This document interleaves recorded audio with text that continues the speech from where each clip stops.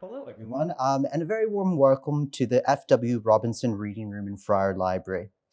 We're delighted to host you for the second event in our Connected Conversations in the Library series. Today's session is called Promises, Perils, and Possibilities, AI in Research and Scholarly Publishing. My name is Jeff Cruz. I'm the Interim University Librarian, and I'm pleased to be your MC for today's event. Before we begin, I'd like to acknowledge the owners of the land on which we meet here at UQ's beautiful St. Lucia campus.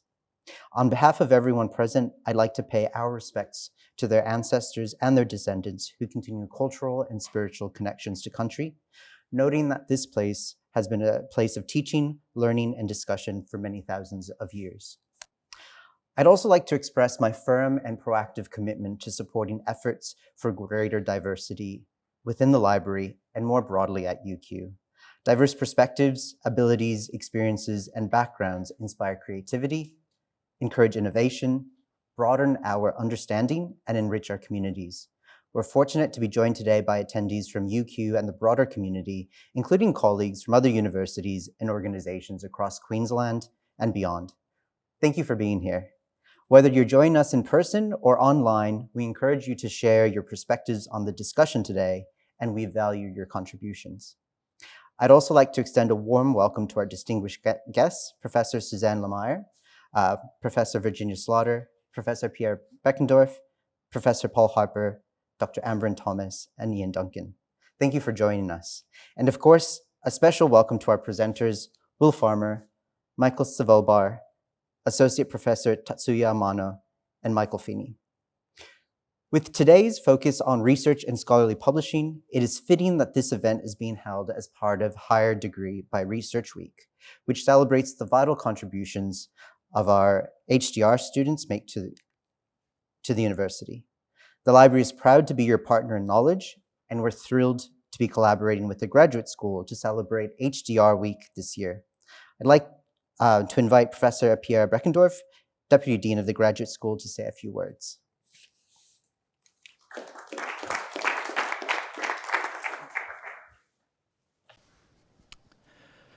Thank you, Jeff, and good morning, everyone, and welcome to Promises, Perils and Possibilities, AI Research and Scholarly Publishing. It's wonderful to see so many HDR candidates, especially online, and researchers and supervisors and colleagues who might also be here during HDR Week. I'm sure the HDR students all have at least 17 other things they could be doing instead, including pretending to work on your thesis while reorganising your EndNote library. The rise of generative AI has given academia perhaps its biggest identity crisis in decades. One moment AI feels like a brilliant research assistant, the next it feels like that friend who sounds extremely confident but is wrong about everything. You know the one I mean. They will absolutely insist that 2 + 2 = 5 and then cite three research papers that don't exist to prove it. And that's pretty much where we are now with AI. AI brings extraordinary promise, genuine peril, and a whole world of possibility. The promise. AI can support idea generation, accelerate literature reviews, improve accessibility, particularly for multilingual scholars or non-English speaking scholars. It can streamline data workflows, enhance creativity and help you communicate your research in formats we didn't even imagine 5 years ago. So used well, it can unlock time, clarity and confidence. But the peril, it hallucinates. We all know that. It fabricates references, it misunderstands nuance, ethics and methodology.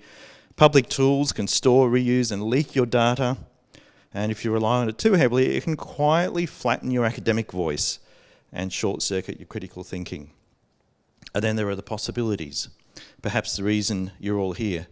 Not the fantasy where AI writes your thesis for you while you lie on the beach somewhere, but the grounded, discipline-aware possibilities that genuinely strengthen research practice.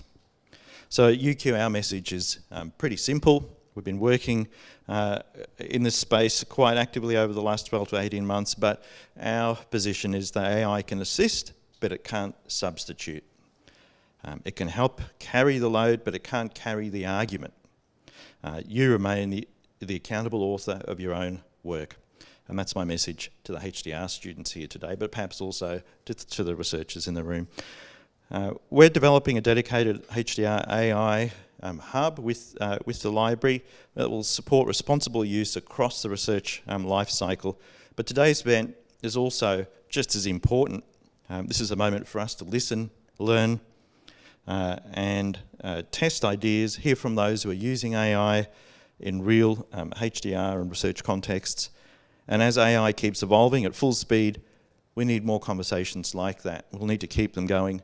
Putting some information on a hub is great, but we also need workshops, capacity building, conversations like this, which are honest, curious, critical, and collaborative to make sense of this very complex and fast evolving space. So thank you for being here. Thank you for engaging in this conversation, and thank you in advance for the sharp, curious, and hopefully some skeptical questions that will make this event very worthwhile. Thank you.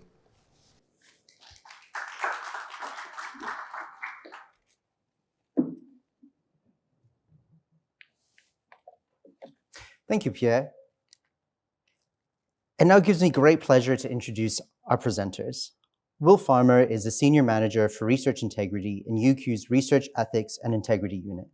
Coming from a legal background, Will has worked in the research administration and compliance areas of human research ethics, animal research ethics, and research integrity for over 10 years, and is committed to helping foster a culture of responsible research conduct at UQ.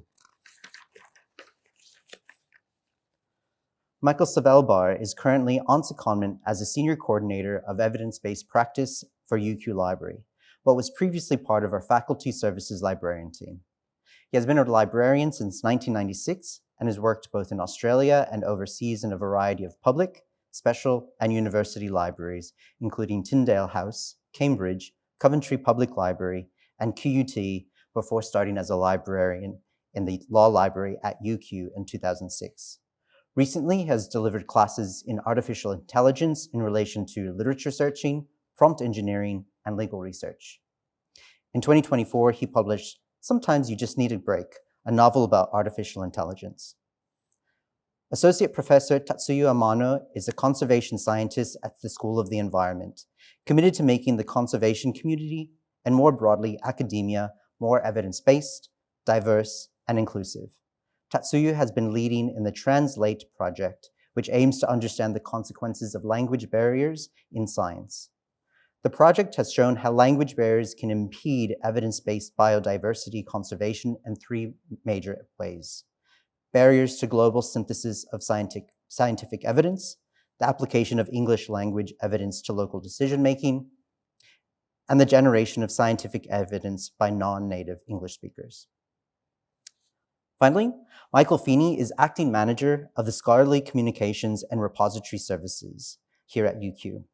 Over the last 10 years, Michael has worked across the range of research support functions in the library. He has managed multiple teams in the Scholarly Communications and Repository Services area, delivering continuous improvements to build out our research capabilities and infrastructure. He participated in multiple Excellence in Research Australia submissions for the university and is always on the lookout for the best ways to enhance how we store, sort, and share information at UQ. Please join me in welcoming our presenters. Today, we'll be exploring the promises, perils, and possibilities that artificial intelligence presents in the research and scholarly publishing space. We'll be asking questions about how we can protect the integrity of research, support researchers to use AI effectively, overcome barriers to access, and safeguard our publications from being overwhelmed by AI content. While topics such as copyright, intellectual property, and Indigenous cultural and intellectual property are essential to this conversation, we've chosen to dedicate a future event in our Connected Conversation series to those themes to allow for deeper explanation. Each presenter will have 10 minutes. Following the presentations, we'll move into a panel discussion and Q&A. You're welcome to contribute your questions in person, via the Zoom Q&A function if you're online, or through our Padlet, which you can access by scanning the QR code on the screen now. Without further ado, I'd like to hand over to Will Farmer.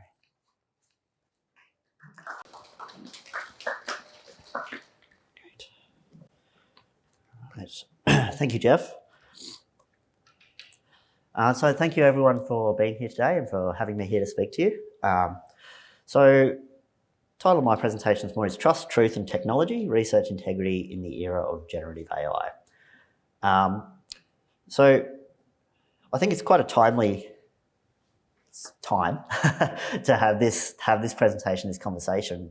We've just gone about 3 years, give or take a week, from the birthday of the release of ChatGPT to the public, and to have seen the change and how quickly that has evolved and developed over the last 3 years has been breathtaking, to be honest.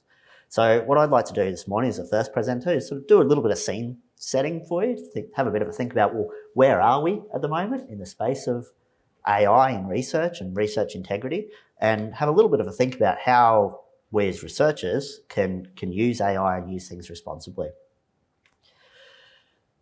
So let's start with a few headlines for you. I think some of these that jump out. Bombshell research finds staggering number of scientific papers AI generated.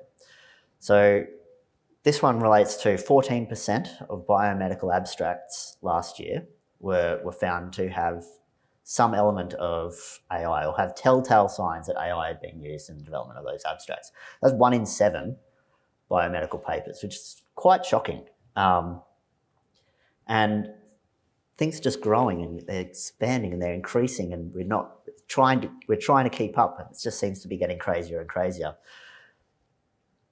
Just this year as well, there was a whole paper developed by a group called the AI Scientist. So the AI Scientist, it was a whole paper developed from conception and design through data collection, the analysis of the data, the writing of the paper. The whole thing was done by AI, no human involvement whatsoever. And that article was peer reviewed by human reviewers and accepted into a journal. So this is the kind of space that we're starting to be in, and this is how powerful these tools are becoming. Building on from that, this year, and this was a thought experiment. It wasn't a conference that was totally hijacked by AI, so we'll bear that in mind. But there was a whole conference of papers like this that were written by AI, conceived by AI, all the work done by AI, and then the kicker with this one, every single paper that was selected for this conference was also peer reviewed by AI. So we had a whole conference here that was run by AI. So this is how quickly and crazily things have moved in the last 3 years, and where we're starting to find ourselves. So we also had, in some news last week, the World Conference for Research Integrity was flooded with submissions of abstracts that had telltale signs of AI. So that's quite brazen, don't you think, to submitting AI-generated abstracts to a research integrity conference. Things are getting a bit spooky. People are getting a bit worried. We don't know where things are going. It's a bit of a brave new world. And with this, there's a lot of researchers out there, and students as well, who are feeling lost, who are feeling, well, people are out there using these things. Sometimes people tell me, you can't use this, you shouldn't do that. Well, what can I be doing? People are saying, well, where's the policy? Why don't you have a policy? And, well, the sort of suggestion, well, with how quickly things have moved and we've just sort of been through in that last 3 years, by the time we have a policy, the policy is likely defunct. So it's a really interesting space. And researchers are split on this as well. There's a Nature article recently asking people, how do you think that AI is having a positive impact in research, a negative impact in research, or you're not sure? 41% they thought there was positive, 37% thought it had been negative, and 22% were unsure. So there's a real split in researchers as well. So if there's no policy and institutions are catching up in providing guidelines and things like that, so watch this space. I believe the library will be releasing imminently, or maybe has already released, some guidelines for researchers at UQ around using AI. But what I'd like to speak about just quickly is how we can maybe think about applying these to our own work. And a couple of weeks ago, I thought it was really interesting, came across the Commonwealth Government, the Australian Public Service had released their plan for adopting artificial intelligence. And I thought this actually set out a really good framework for us to think around. And it has a three-pillared framework. One on trust, transparency, ethics and governance. The people, capability building and engagement. They're on teaching our people, teaching our staff, teaching researchers, teaching our students how we can use AI and use it responsibly. And then finally, the tools. Are we giving students, are we giving our researchers, are we giving our staff the right AI tools to use to support them in their work and support what they're doing? So this three-pillared approach I thought was a really interesting way of looking at it and sort of breaks it down nicely to start simplifying things for us a little bit. So I'd like to speak through a little bit about how we sort of implement this in a research space. So fortunately in research, we already have our ethical and governance framework, which is the Australian Code for the Responsible Conduct of Research from 2018. So what this code does, it sets out principles of responsible research conduct, and then also sets out a set of responsibilities for institutions as well as researchers. So these principles, these responsibilities, I think already provide that framework for researchers to think about and to refer to think, is the way I'm using AI in my research here responsible, and is it consistent with the requirements of the code? So now I start to think about that second pillar around people and how we're teaching our people how to do things. So the way I thought around it was responsibilities equal accountability. Now, AI tools cannot be accountable because they lack moral agency. So this is one of the reasons that out there that AI tools cannot be listed as an author of a paper, similar to the explanation Pierre gave in his introduction. So there are various responsibilities and requirements for authors under that code, and AI tools cannot meet those requirements and they cannot take those responsibilities. As non-legal entities, they can't assert presence or absence of conflicts of interest, and they can't manage copyright or license agreements. They can't really maintain any of those responsibilities of an author. So all those responsibilities of an author of academic work, that's your fact-checking, your source-checking, citations, avoiding plagiarism, they apply to your own use of AI. So if you are using AI in your work, all of those responsibilities and accountability still remains on you. So the core decisions must still be being made by humans in a meaningful way. So this is where we need to be teaching our students, teaching our researchers, and keeping up to date with our own professional development and things as well, as the space changes so rapidly, to make sure that, do I understand my responsibilities? Do I know how to use AI in a way that is still consistent with those? So I'd like to finish on just a little bit of a workshop idea of applying this code in an AI context in research as it goes to peer review. So I'm looking at responsibility 28 of the code, which is to participate in peer review in a way that is fair, rigorous and timely, maintains confidentiality of the content. So, and again, as Pierre alluded to in his opening statement, there's issues with confidentiality in terms of the use of AI. So, for example, if you were a reviewer and you're feeding a paper into an AI bot to do the review for you, and that AI bot is uploading things to the cloud to then teach itself, then we probably have a confidentiality issue. We have issues lacking rigor, fairness concerns around biases, breaches of confidentiality seem to come through it quite a lot. And does this maintain respect for our peers as well? Is it fair? Maybe some food for thought. Anyway, I'm sure we'll revisit this more in the panel discussion as well. So again, thank you everyone for joining us today, and I'll pass over to our next presenter.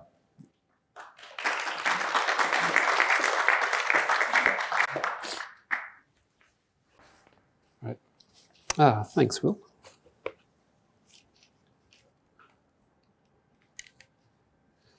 All right. I feel like stating straight up that anything that I say right now is probably going to be out of date tomorrow. But in some ways, our interactions with generative AIs resemble an act of magic. We have a question that we decide to turn into a prompt, which we then give to ChatGPT or Copilot or any of the other generative AIs out there, relying on its natural language processing of its chat interface to understand what that question might be. Something like magic then happens, and we get an output at the end. This talk is about the magic that happens in between, why that is a problem for research, and what we're doing as librarians to support researchers through the AI storm that's engulfing all of us. We can perhaps understand what a neural network might be, grasp how an LLM is trained and what happens in tokenization, appreciate the difference between encoding and decoding LLMs that is measured in millions, if not billions, of parameters, the implications for environmental impact, its problematic approach to copyright standards, know that semantic searching bases the way that it produces results on on meaning rather than a token or a word. We still have little or no idea how that LLM actually works. And it's it's very different to how a traditional database with its keyword and Boolean searching works. While it is true that some generative AIs like Perplexity will list the steps that it follows to produce its output, they're all fairly high level, simplified, that don't really delve deeply into the underlying processes within the LLM and look often much more like a list of sources than anything else. I did happen to ask Perplexity what its steps do not show. And these were just some of the issues that it listed. So there's a lot of hidden things there, some unknown things, internal nonlinear reasoning, hidden states, hallucinations, biases, program constraints, etc., etc. All of which I assume aren't hallucinations in themselves. And this isn't to mention the prompting. I did run this prompt over several days, and I did get slightly different answers each time. It's maybe a moot question as to whether that's a problem for the kinds of searching that you're going to be doing. But it could well depend on how precise you want your searching to be. Earlier this year, Anthropic released a paper by Lindsay et al. That attempted to look inside what is now an older form of Claude, to look at its patterns of activity, its flow of information, to reverse engineer the model, to take a microscope to it.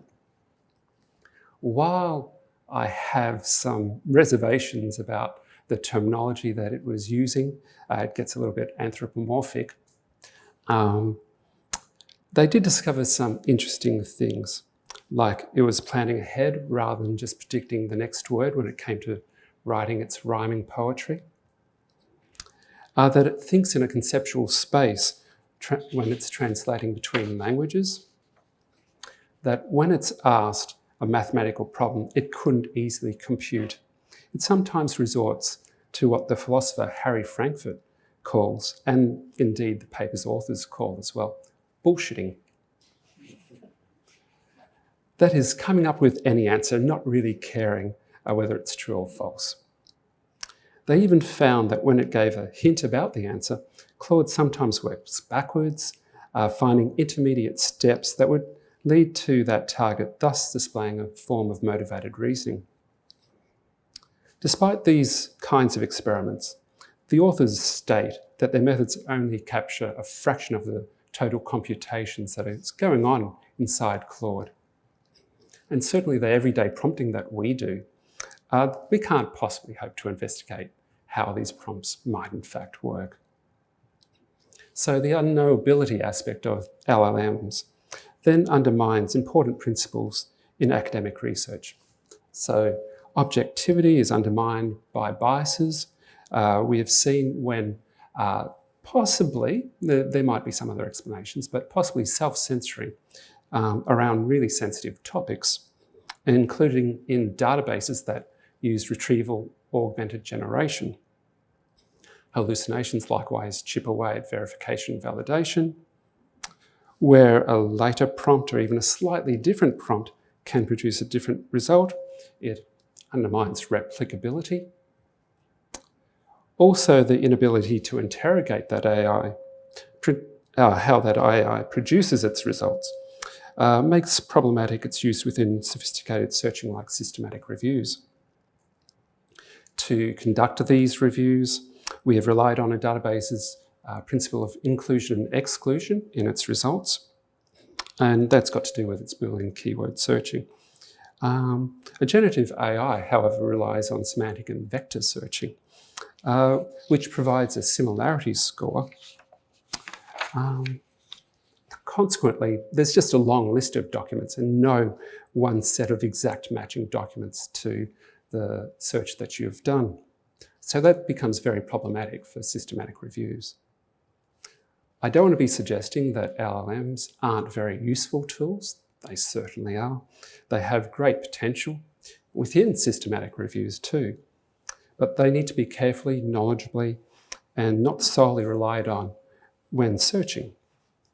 In other words, to take a critical information literacy approach to them, to know what they are good for and what their important but sometimes subtle limitations are. For instance, when Gen AI is based on academic sources like Perplexity, promise an efficiency in searching that at first glance does look attractive. But if you're needing to go and then double check your results against traditional databases, because Perplexity and others of its ilk only scrapes from open sources, then you're actually increasing the amount of time that you are searching. So claims for greater efficiency may not be all that. But if you view it as just another supplementary tool to use to gather up potentially very useful information, well, I think that's probably more the way to go. Their cheat code of natural language processing is very nice though.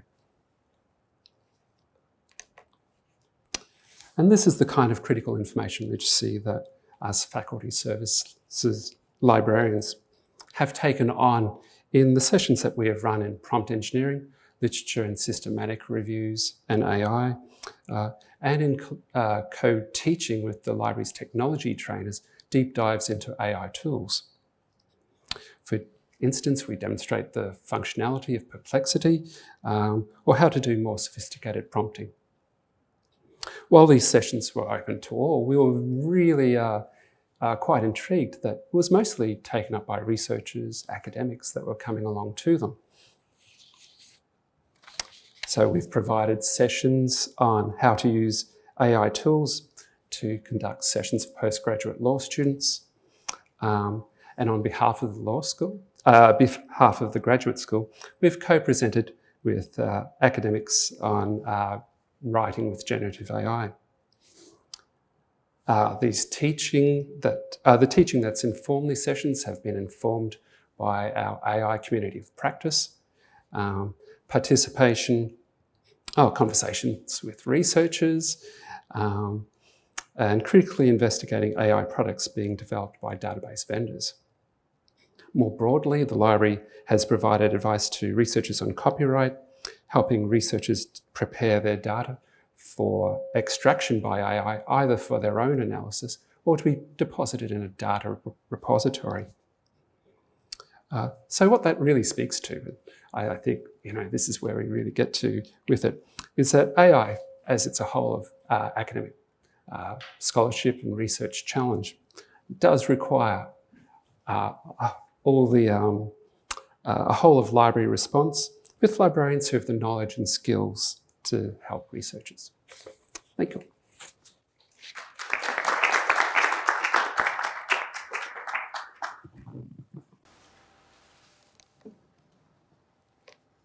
Great. Thanks very much. Thanks very much for your invitation to this event. My name is Tatsuya Mano, and I'm from the School of the Environment. And about 6 years ago, we launched a project called the Translate Project to understand and overcome consequences of language barriers in science.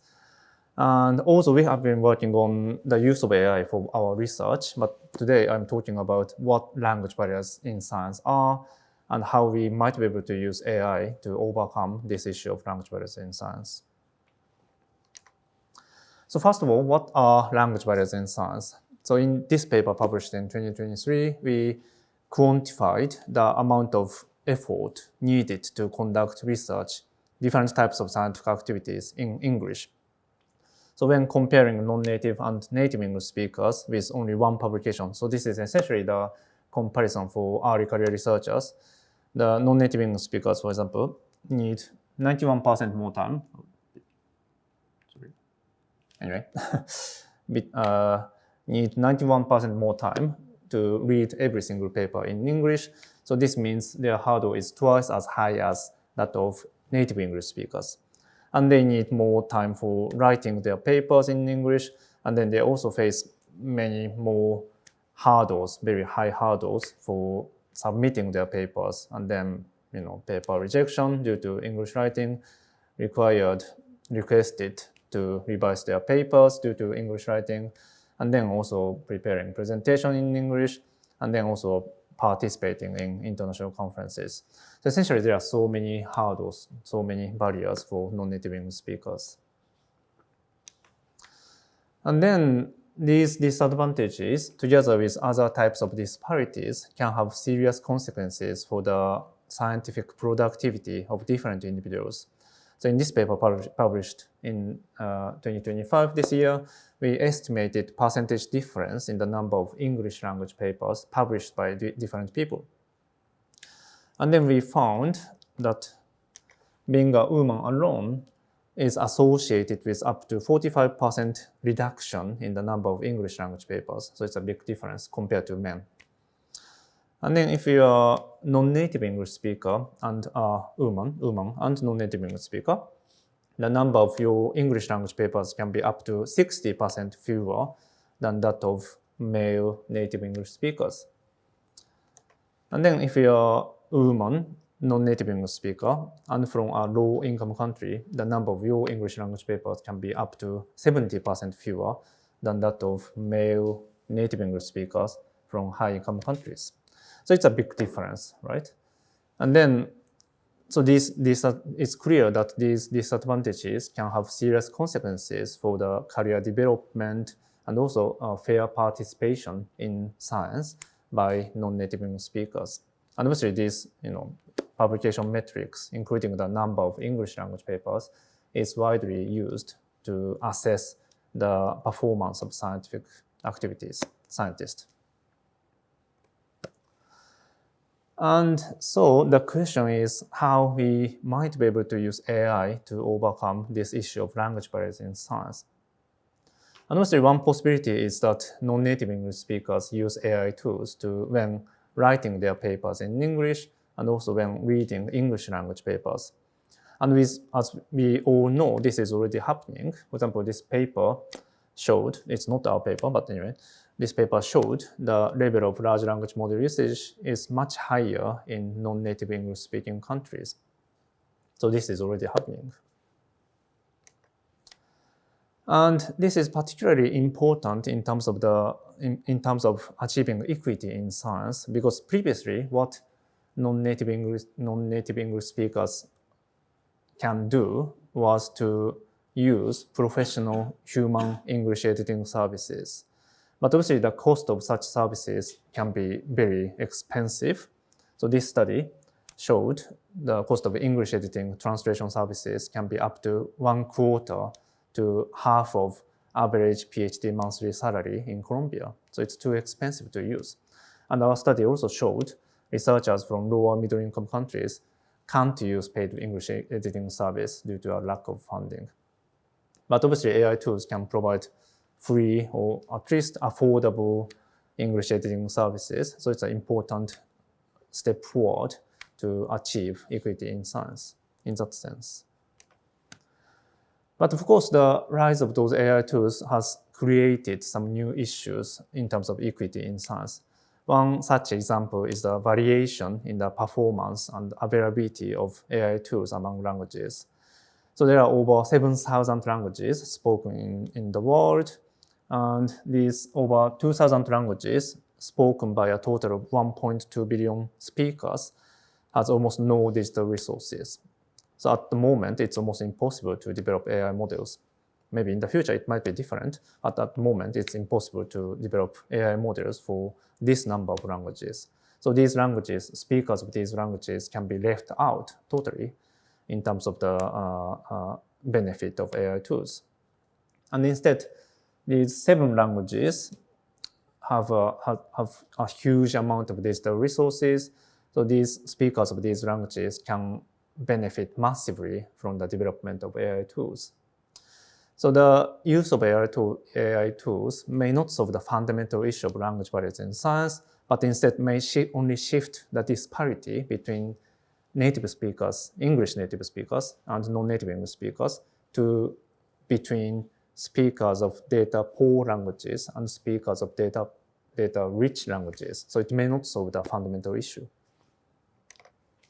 And secondly, obviously, many AI tools, especially those of higher quality, are not for free, as you can see here. And although these are still much, much cheaper than human professional editing services, but still this might mean more privileged researchers from a high-income country are more likely to benefit from the use of AI tools, which might even widen existing inequality in science. And thirdly, by using AI tools, non-native English speakers may face a new type of discrimination in science.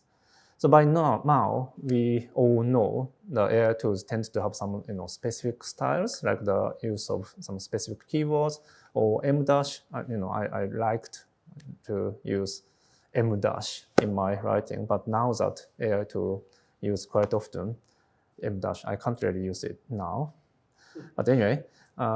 So if, for example, people, especially peer reviewers, detect such AI-specific writing style in, say, papers, this has a negative consequence in reviewing process, for example, as you can see in this evidence.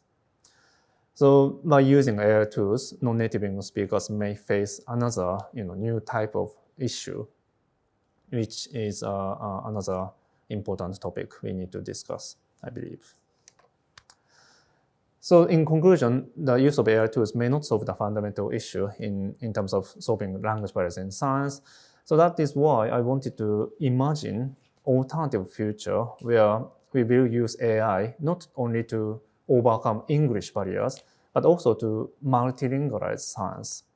So now that AI tool quality and availability is rapidly improving, we might be able to imagine a future where everyone can write a paper in their own language, and then everyone can read a paper in their own language with the use of AI tools. For example, Japanese authors might be able to write their papers in Japanese and then submit it to any journal in the world. And then reviewers might be able to read those papers when assessing those papers using AI tools. Also, if you don't know Japanese language. And then those papers might be able to be published in Japanese in any journal. And then people from around the world can read those papers in whatever language they prefer using the AI tools. So this might be possible in the future. So I would like to conclude my talk by showing a possibility of such a future by using this example of ICCB 2025, which is a big international conference held here in Brisbane this June. So at this conference, we provided AI-based live English transcription and translations into 60 different languages for all oral presentations. And this was a real game changer because now this means people can present their work in their own language. And indeed, there are only two people, but anyway, those two people presented their work in Indonesian, Bahasa Indonesia, and Japanese. For example, this guy called Eric, he proudly presented his work in Indonesian about his conservation work of orangutan in Indonesia. And everyone in the room was able to understand his talk by using this service called Wordly on their own devices. So obviously this is an example for oral presentations, but I can easily imagine the same happening in academic publishing in the future. So I believe now is the time for the scientific community to start discussing which way, what type of future might be ideal and more preferable in achieving better equity, inclusion, and diversity in science. And yeah, that's it. And this is our Translate project website. So if you're interested, please visit this website. I'm also working on the use of AI tool for example, systematic reviews as well. So yeah, thanks very much. Thank you.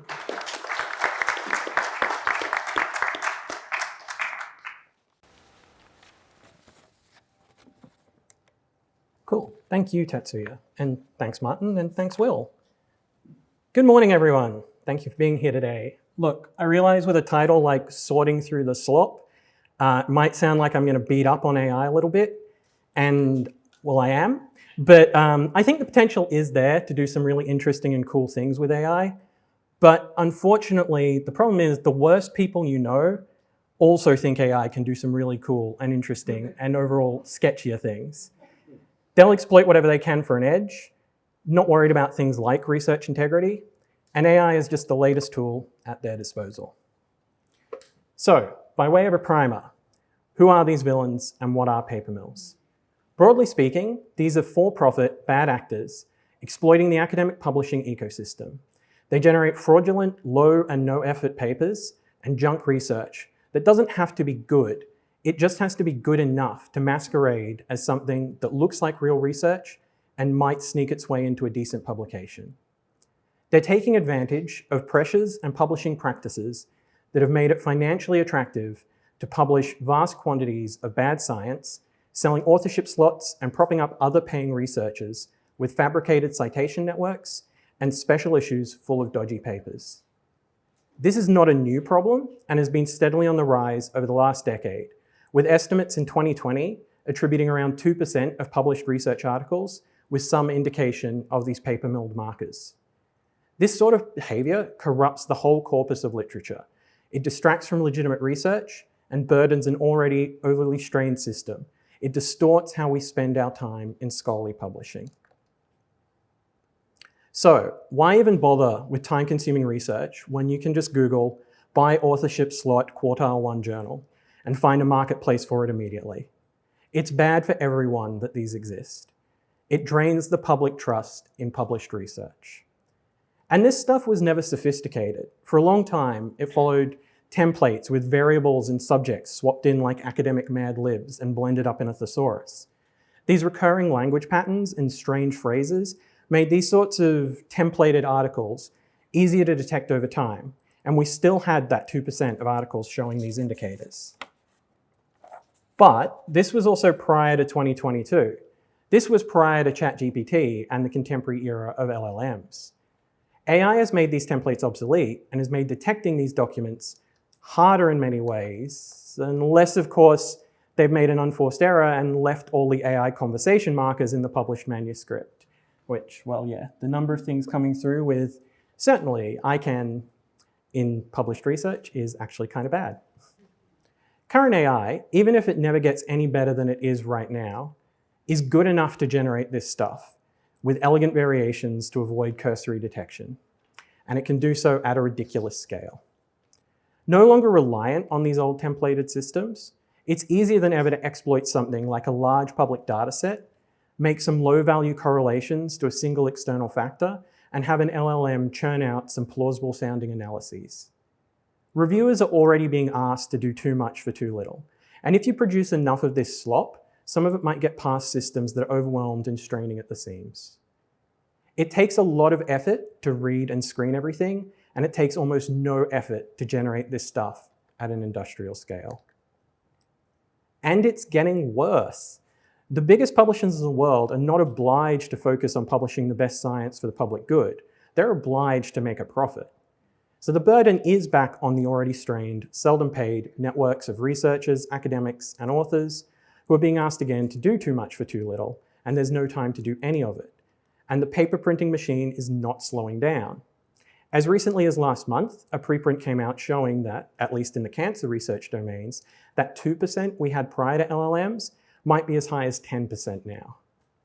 And these same fake papers are being fed back into the machine to pollute the next generation of data and the next after that, further distorting and corrupting the pool of published research. This phenomenon we're experiencing isn't slowing down at all. Popular preprint server Archive recently stopped taking submissions from computer science disciplines as the prevalence of science being written by generative AI recently topped 25%.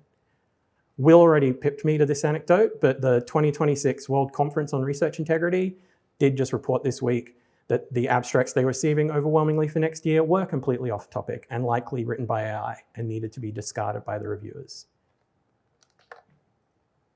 But can we do more or anything? There's a lot of talk about using machine learning to solve AI detection, but we're trying not to make things worse. To use AI preventatively, we need this stuff to get better, to get more precise, to really deliver on the promises of tomorrow, and to be useful at scale to combat paper mills. But the paper mills don't need it to get any better. The tools are already good enough for them. And any improvements to the models that help us better detect, any fidelity improvements, will help them evade us just as much. We can't get caught up in an AI arms race trying to build better mousetraps. So what can we do if we can't necessarily build better tools? Well, we can build capability, we can invest in awareness, we can bookmark Retraction Watch, maybe even make it your first stop of the morning news. Maybe some of you here are professional staff at UQ and not directly engaged in research. Even so, consider doing the research integrity training modules anyway. Or at the very least, familiarise yourself with the Australian Code for Responsible Conduct of Research, as Will pointed out. Do what you can.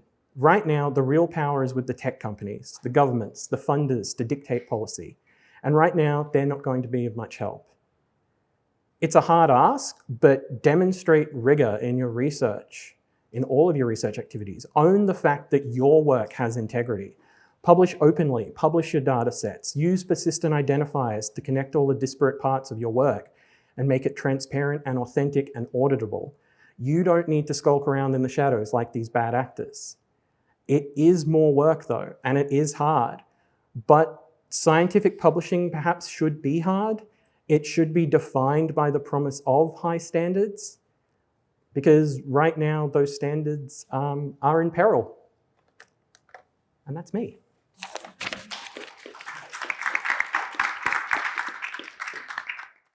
I'm gonna kick off the questions, and then we have a roving mic for any questions from the audience.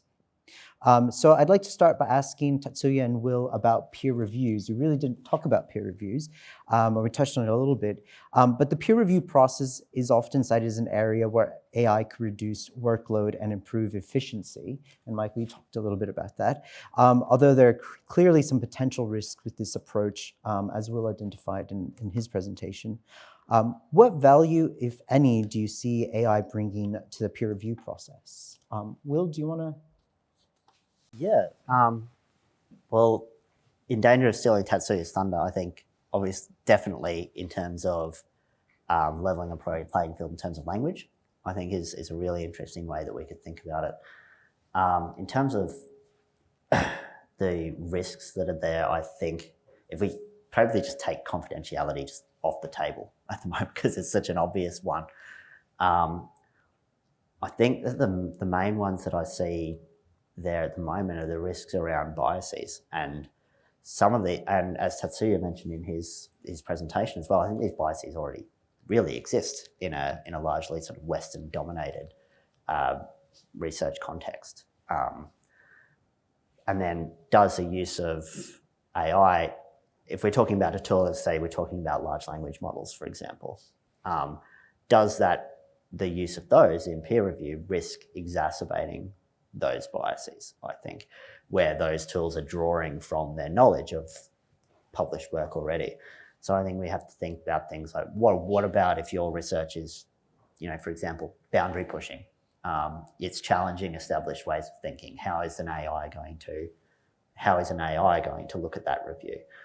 I think an interesting one as well, Indigenous research methods and methodology, which is a growing space, and it's a difficult space that Indigenous researchers are struggling with, and there's not a huge amount of research out there using these methods, and how is then AI going to work with that? So look, I think we're in a space where at the moment I think that there are more risks than there are benefits, but with how things are growing, I think there is potential there to level that playing field somewhat, as Tatsuya was talking about. I think in terms of sort of stats-wise about how researchers think of it, there was an article published in Nature recently. I think it was around 40% said that 40% of researchers surveyed said, sorry, I'm getting ahead of myself. They did an experiment essentially where they had some researchers in the papers and they had some AI reviews done and they had some human reviews done. And then they were the researchers were asked to compare how good was the AI review compared to the human review. About 40% said the AI review was less helpful than most human reviewers, but more helpful than some. And then there were about 20% either side of that. So it's actually quite close, and it's only going to improve. So I think it's a real watch this space. Tatsuya? Yeah, so that's a really interesting point, and your point is very good. So understanding bias in AI review is a really important process, because obviously human reviewers are also biased. So we all know we have all sort of evidence showing all sort of biases in human reviews. So my question is, if AI review is better in that sense to reduce biases in reviewing processes, or it might have some new types of biases in it. So understanding of that bias is really important. But from another perspective, for example, I'm an editor in one of the major journals in my discipline, and it's almost impossible to find reviewers right now. So my opinion is peer review is kind of collapsing right now. There are just so many papers being submitted to journals, and then the number of journals keeps increasing, and people are just getting busier and busier, and then we are working for free to review papers. So it's almost impossible to find reviewers. So my idea is maybe we can use, for example, and then obviously important process is the human in the loop. So we may not able to rely entirely on AI review, but if we can combine AI review with human review, for example, that can reduce the number of human reviewers. So it's easier for editors, and maybe those AI and human can work together to complement each other. So that might be a possibility. Yeah. Michael, do you want to jump in at all? You're quite negative on that. Yeah, I mean, I think, yes, there are definitely applications for things like language shifting. You could maybe make the argument for some sort of pre-screening, but even accepting the fact that there's just no one to do the work, that it might just be that some of that work has to not be done in that case, that it's that last curatorial step that we have, that last human filter, is one of the few safeguards we have against sort of a lot of this junk science running rampant. And I mean, I feel very strongly for reviewers and editors sort of caught in this impossible situation, but I don't know that there's a solution there. That I think also publishers are going to increasingly push for that sort of rapid turnaround, that you're seeing more, even some of like the really big publishers like Elsevier and Nature, picking up those sort of sub-imprints like next or frontiers that mimic something like MDPI's model of, oh, there's a very standard formatted way of this stuff gets submitted, it gets churned through the machine, and it's out very quickly. And I think that's a really worrying trend. I think we should be spending more time and delaying more publications. And like, if there aren't reviewers, we wait till there are reviewers, not really leaning into those rapid turnarounds and volume publishing. Because I think the sustainability is just not going to be there as well. And the arguments for the efficiency AI gets us is then hurting us on the back end when, you know, a perfectly reasonable issue of a journal you put out maybe gets tarnished by mass retractions, and your research had nothing wrong with it, but 11 of the other papers in the same one that snuck through AI pre-screening have now sort of tarred you with the same brush. Thank you. Turn it over to the audience. Are any questions or comments from the audience?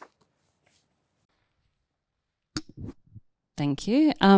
My question's for Will. I really agree with what you said in your presentation around the need for policies that kind of explicitly include AI where appropriate, so researchers understand UQ's expectations, education for researchers to understand how to be responsible researchers and comply with the code, and guardrails to help use of AI within research. But I guess my question is, how will UQ know that that's been an effective measure, or are there other things that we'll need to do to kind of check compliance with all of these things?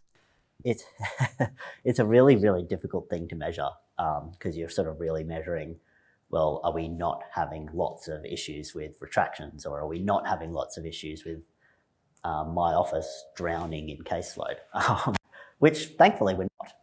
It's actually quite encouraging for how large of an institution UQ is, and all the things that we speak about today in terms of the risks around AI use in research. We haven't seen a massive spike in caseload, for example, in the last 2-3 years. So it is encouraging, and I think researchers on the whole are largely out there doing the right thing and doing a really good job. I think that the issue is like what Michael suggested. There's bad actors, and there always are. And I think the thing is that you're not, for large institutions as well, you're never going to totally get rid of that. So I do think that it's an almost impossible thing to measure, other than to make sure that you are keeping up with best current practice, I think, and making sure that we are arming our staff, we're arming our students with not only the right tools to use from the library, but also the right education and things of how to use them, and what are these guardrails or ethical and governance frameworks that are already in place. So I think that is probably the best solution that we've got at the moment. In terms of measuring it, I think it would just, if it became a catastrophic sort of situation, it would obviously require something further, and it would become very obvious. But right now, it's not. So it's very difficult to quantify, though, I think. Thank you. That's good to hear. Yeah.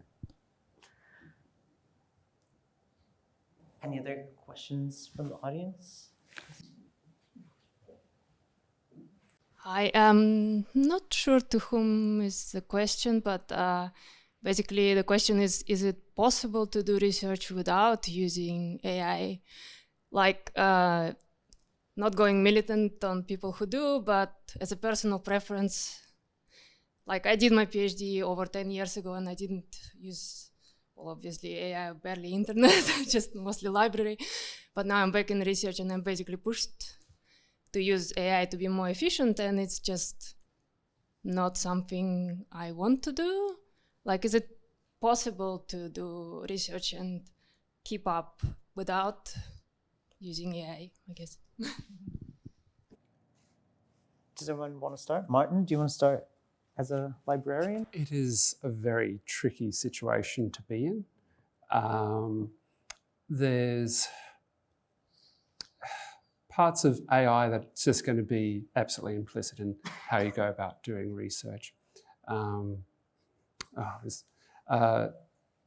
I had been thinking recently that Google Scholar may have been on its way out because of tools like Perplexity and Elicit and SciSpace. But Google has suddenly in the last few weeks, they've launched Google Scholar Labs, and they now have a extension in Chrome to index. It's hard to say exactly what they're doing, but they're now putting in hyperlinks to references within the papers. That's sort of getting really integral, just part of how things work. So it's becoming very difficult just to go, I'm not going to use AI. Do Google search. You know, it's there. It's very hard to get around it. You can probably, if you choose, there's two major different ways in databases where you could search. You can use natural language processing. It's been in databases for years and years and years now. And you've got your Boolean keyword searching that you can use as well. Natural language processing is a encoding LLM. Oh, well, no, encoding AI. Sorry, I should be specific there. So if you chose to use that, it's sort of, it's just sort of in there. And I think it's just going to be part of the research process. You can certainly probably choose different parts of your process that you don't use it in. But yeah, it's going to become very hard. It's sort of also something else that I've noticed is that how do we go about dealing with which products we use that may be AI? And from our point of view, the industry out there, the professionals are going to start using AI as well. It's sort of in one of the areas that I work a lot in is law, and the lawyers out there are starting to use it. So it sort of obliges us to use it as well. Not exactly in your kind of area in terms of using it for research, but I think it's going to be implicit in everything.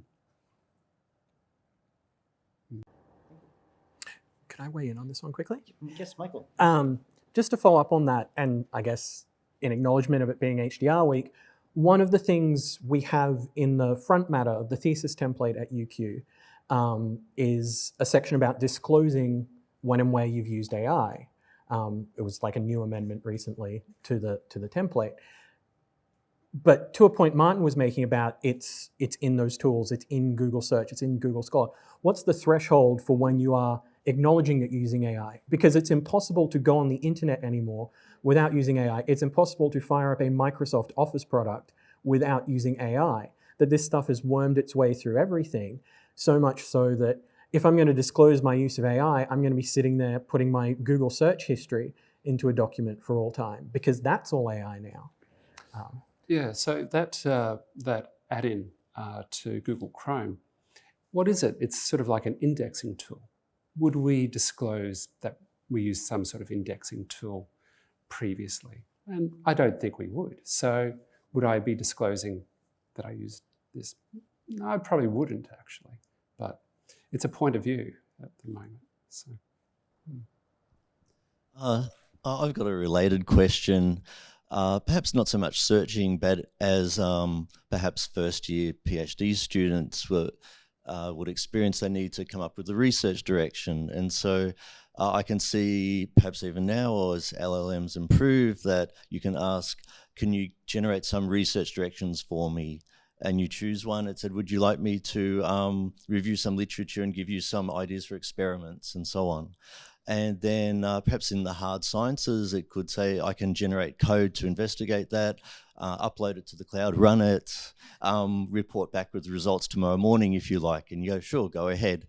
And it's almost the LLMs becoming a co-advisor to your research, and at some point perhaps even a research assistant for your own research. You're having conversations that if you had them with a human, you'd definitely have to disclose that you had them with a human, but it's with a LLM. Obviously, assume you should state such assistance occurred, but it would be quite embarrassing if you perhaps won a Nobel Prize with that research and the LLM had the idea.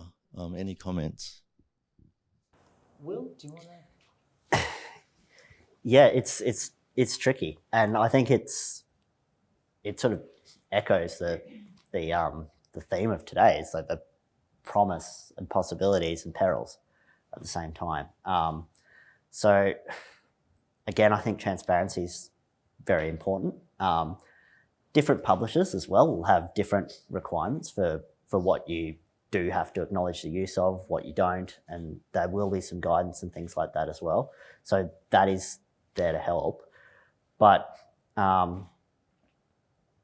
it's really, really hard. And I don't exactly know the right necessarily advice to give around that. I think generally speaking, when I start to think about it, it's like, if you're using AI, but you get to that point where you need to be doing some critical thinking and critical decision making is where you cannot pass that off. You can't handball that away.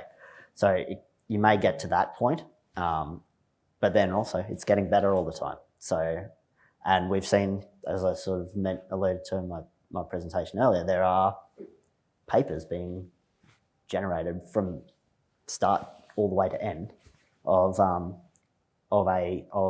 that it's fully AI the whole way through. So it's crazy time. But I think again, it's just, you just think back and you familiarize yourself again with that code and well, what are the responsibilities? Am I okay with what I'm doing here? You trust your gut almost. It's like, am I doing the right thing? Does this feel wrong? What should I be disclosing? What do I need to be transparent about? What is maybe not such a big deal? So like, as you were mentioning, with AI being through everything, it's like, is Grammarly a big deal? Is spell check, which could be AI and sort of to an extent as well, is that a big deal? Or are we talking more about generative AI and large language models? So it's that real difference about what type of AI are we talking about and how are we using it.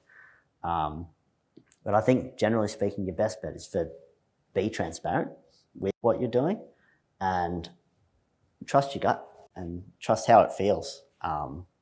And could you, if you were at that Nobel Prize committee, could you stand up and confidently explain to them what the research was?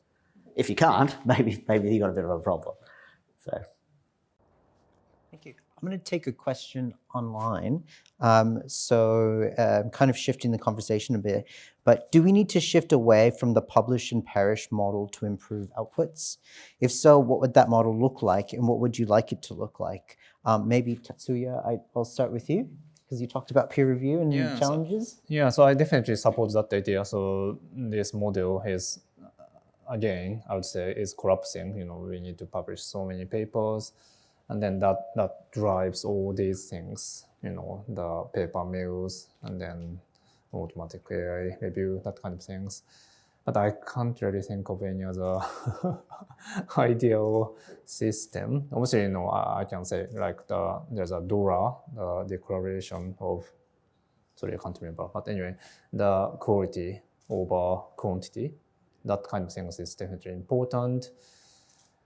But yeah, I can't really think of any ideal system. We need to go away from that kind of system. So that is for sure. But we need to think about it. And then everyone needs to adopt that system simultaneously because some people stick to the existing system. Those people might benefit more. So that's a really tricky question, I'd say. Yeah. Any other blue sky thinking from the panel?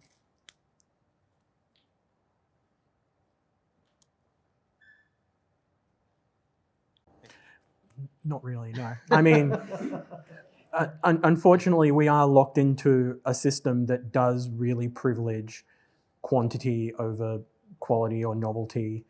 And it is a system that a lot of the biggest participants in have no real motivation to change because a lot of these companies are super vertically integrated. The same company who will happily push for volume publishing will also sell you the data analytics to gauge the quality of that publishing. So they're not super incentivized to break out of that model. Thank you. I think we have another question from the audience. I'm a little bit different. I'm working on a pilot with the School of Entrepreneurship and Innovation here about how to use Gen AI for more practical live case teaching cases. How can it generate teaching cases for the classroom, and also how we can use it for more research impact. So that is not publishing or teaching using the research in those environments, but more in the external public domain. So it's a little bit different. It's not about the research per se, but Martin, you spoke also about the tools and workshops you have available for academics, like prompt engineering, to be able to use AI in their research. Do you have any thoughts or ideas around how academics can use AI for teaching purposes or for impact as well with their research? So I'm looking to see what is already available in a broader sense at UQ for these sorts of goals. All right.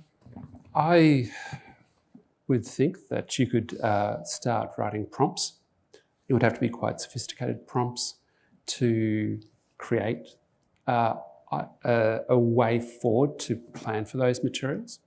That would be my first thought. There would be some people on staff.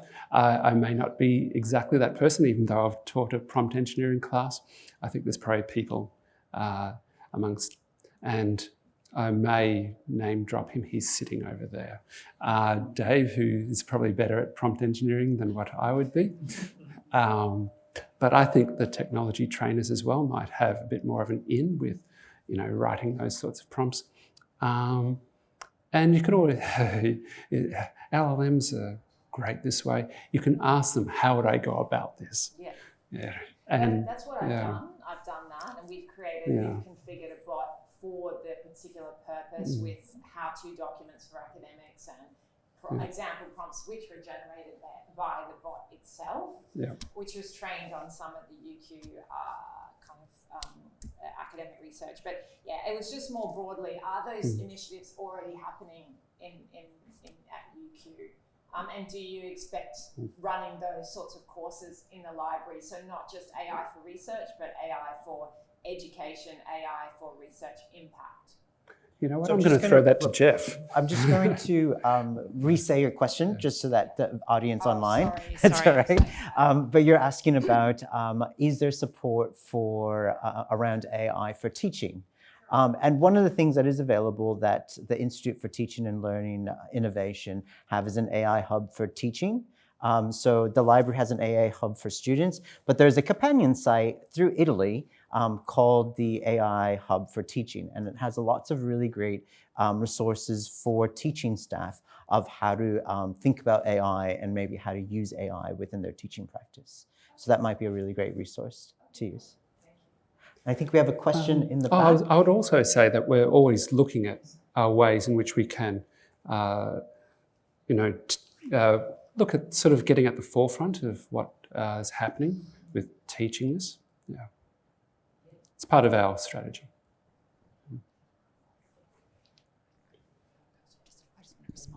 Sorry, I just want to respond to the question about research impact. So I'm Amber Thomas. I'm the Director of Research Environment in the Office of the PVCR. And the question that you've asked is really timely because we are looking at what might be possible in the research impact space using generative AI tools. And a lot of the major vendors, so Elsevier, the people behind Web of Science and also Digital Science, so the ones who do dimensions, they're also looking into this kind of capability quite aggressively. And the sorts of things that are being done is trying to look at the full text of research outputs for things that might either lead to, so might be indicators that impact has either happened or that there's a pathway to impact underway. And the work that they're doing is then using such, like they're looking at the articles that paper is citing, and they're trying to work back to see can they understand the pathway to impact, and then look at that through different lenses, so through the university lens, so which University of Queensland papers may have led to that impact. Most of the tools are pretty much in their infancy though at the moment, because it's very, very difficult to do, and most of the impacts that are documented in research outputs are in areas of research where an intervention has been studied itself. So the impact piece is actually part of the research. So where I think this will go is it will need to have inputs that go beyond just scholarly outputs, to look at all of the kind of outputs that happen as a consequence of research, and to try and link them together to tell that comprehensive narrative. I think we're a way off getting to that point, but it's definitely an area of activity that we're proactively engaged in, because we understand that it's of use. The one tool that I think is potentially useful is Dimensions, and Dimensions, the library has a subscription to that, and there is a Dimensions Research GPT that you can get, and that you can have conversations with the literature. It's not perfect, but it does generate some interesting responses if you ask it very specific questions for research that has a UQ affiliated author. It does sometimes lie though. It's like a toddler. You have to check that it's cleaned its teeth. Thank you, Amber. And so just some really good information there, but also check out the AI Teaching Hub that's been built by Italy with input from the library. So that'll be a really good resource as well. Yeah, fantastic. I think we had another question.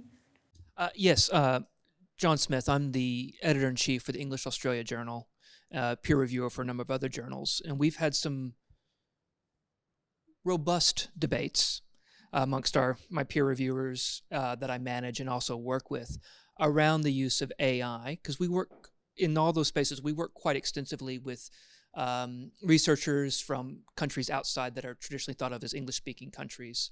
A lot of these researchers have varying degrees of experience writing academic English, and have unfortunately also had the experience of often having their very strong, legitimate research rejected because of language expression.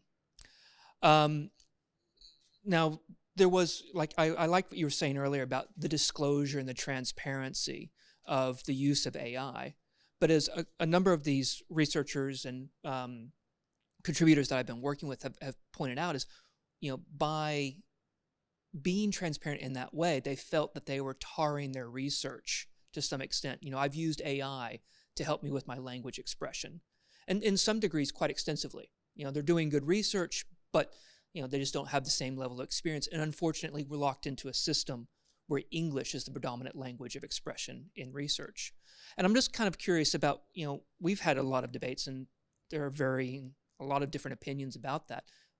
Should researchers publishing in a language other than their native language, who speak, for example, English as an additional language, be required to disclose that they've used an AI tool to enhance or improve their language expression to a level that's acceptable for publication in an English language journal or any other language journal, when they haven't done so for the research itself?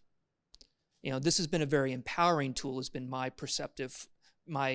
opinion for a lot of these researchers, but it does put them in an awkward situation when strong opinions are very prevalent about the use of AI. I decided to check the Perplexity AI checker with a bit of text that I assumed really wasn't written by AI, and it came back as 100%. I was like, ooh, that was very unexpected. I hadn't expected that. Now, my assumption was that they've written this using Grammarly.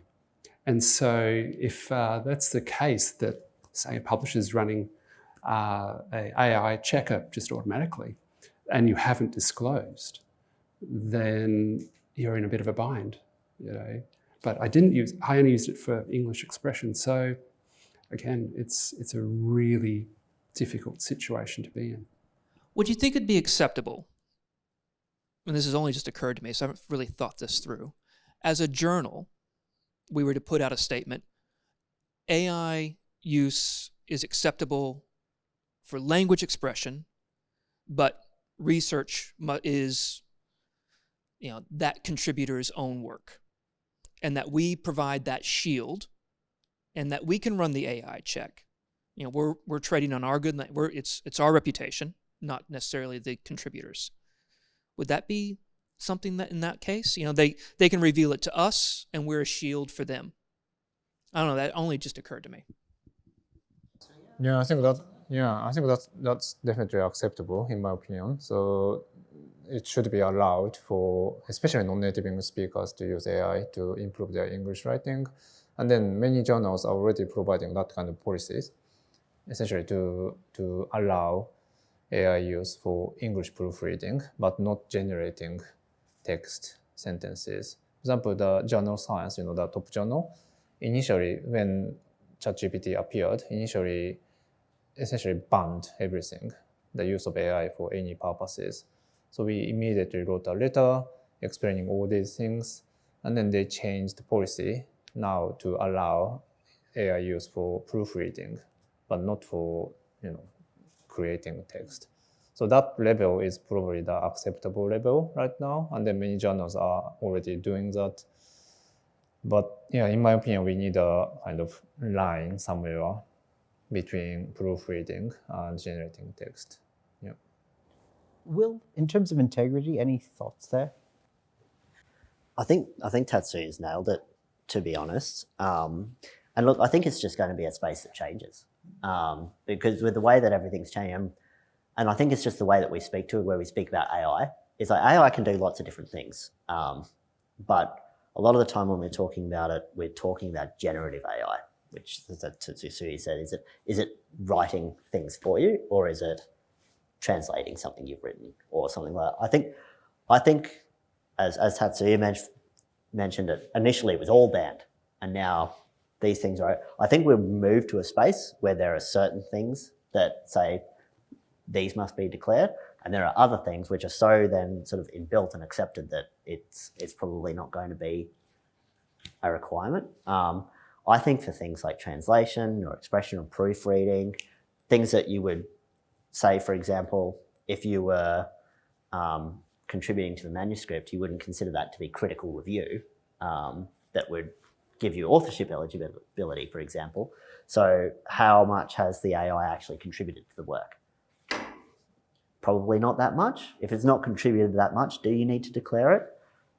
It's a hard question to ask. And look, different journals have different requirements and things as well. So far be it from me to tell you what to tell your journal to do, but I think they're really good discussions to have and really good debates that we should be having around, well, yes, the transparency and disclosure is good, but it's so integrated now into everything we use. At what level and what are we expecting transparency and disclosure of?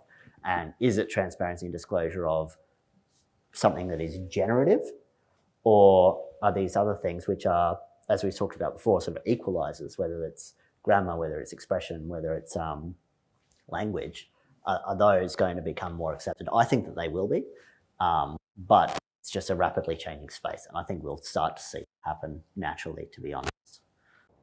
Thank you. We have time for one last question. Hello. Thank you for your just detailed explanation just now. But based on this scholar's question, I have a further question, because in my master's research project, I did a special kind of research called a systematic scoping review, which contains the inclusion and exclusion of previous studies through a special criteria. So may I ask that, because in my research I only used Grammarly for just modification or grammatical checks, but in some maybe specific cases, maybe like the inclusion or exclusion of the previous studies, can generative AI be used to just help just check the previous studies instead of just providing the researchers with ideas, or just help them just write their essay or something like, because for systematic scoping reviews, a large amount of previous studies should be included at the first step, like maybe hundreds or thousands of articles. So can generative AI be used to just help the researchers seek the previous studies just related to specific keywords? Like what I did was cognitive behavioral therapy. So can the AI tools help the researchers? Yes. Me and Dave were actually talking about this just a couple of days ago. And there's a paper that came out recently that was exactly on this topic, where AI was helping best in systematic reviews. And one of them was the screening process. So that seems to be where a lot of researchers are really working well with. Some of the other areas, such as creating Boolean keyword searching, it's a starting point. I've used it myself on occasions. It's a starting point. I've sort of got to the point where I think AI works really well with experts.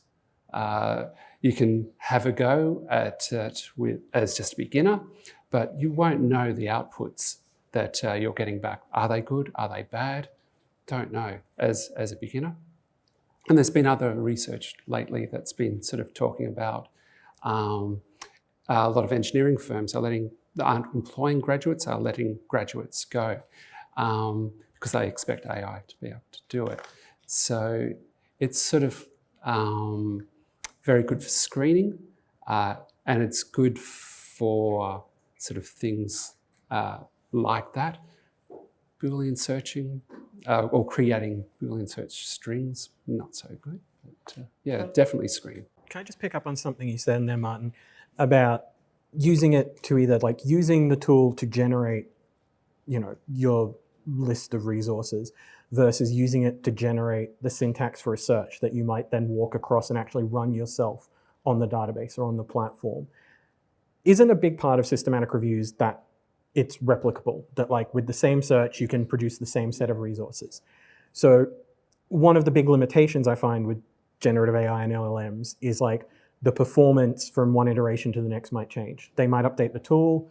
You might run it at a time when there's peak traffic overseas and you've dropped to like a lower fidelity model, things like that. So you might get different results hour to hour, day to day, versus using the tool to generate that sort of string of a search and then taking that across to your specialist database where you know it's always going to return those same results each time you run it.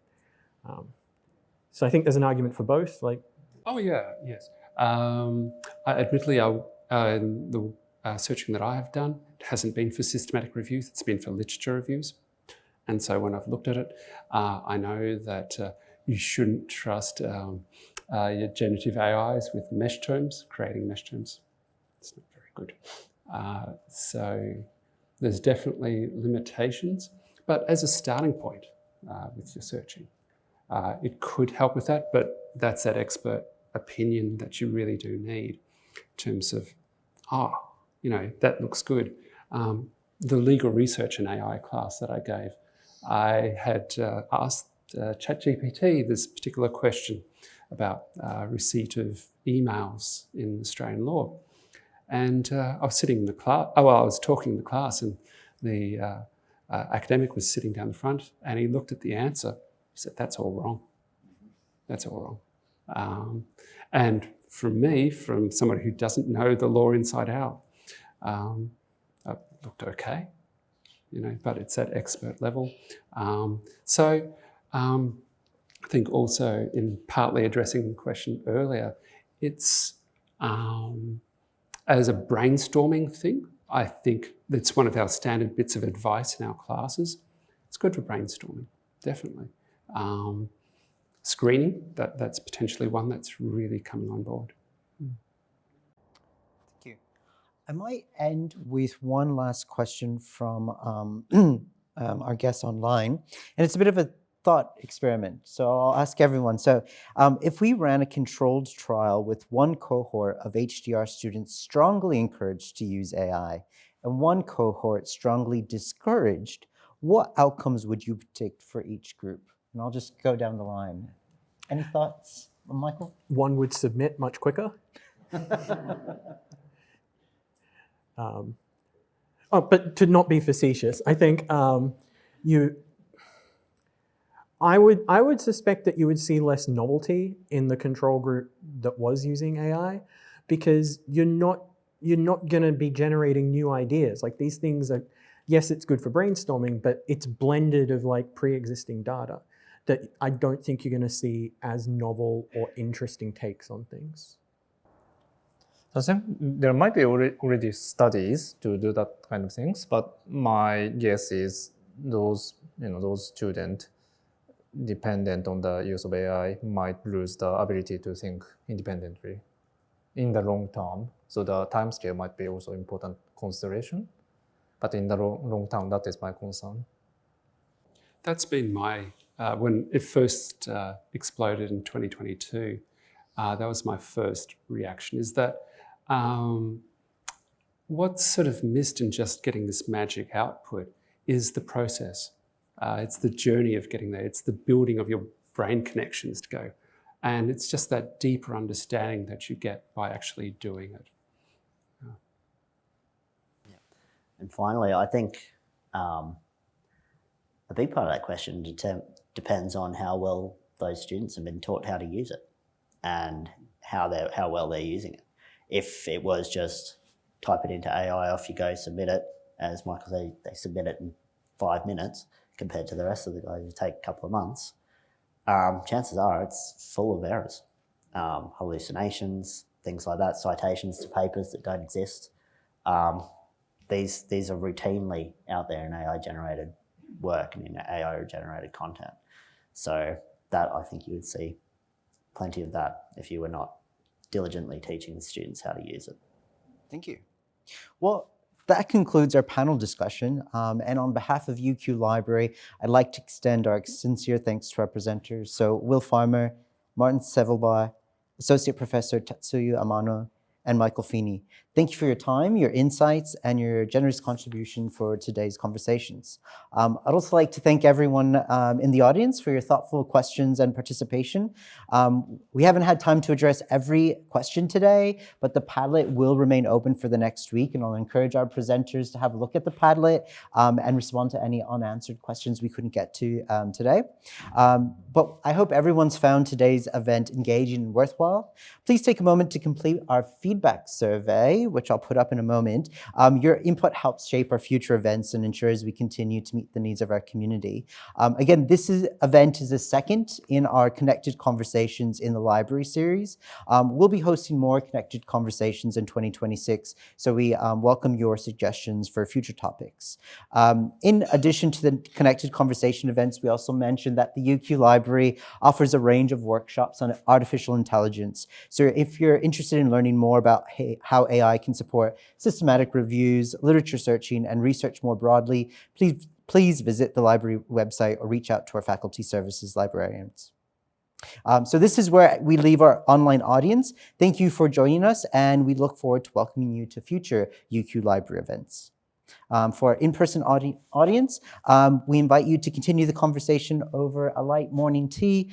Please be aware that due to rare and special collections in this room, food and drink aren't permitted, but we'll adjourn to the foyer in just a moment.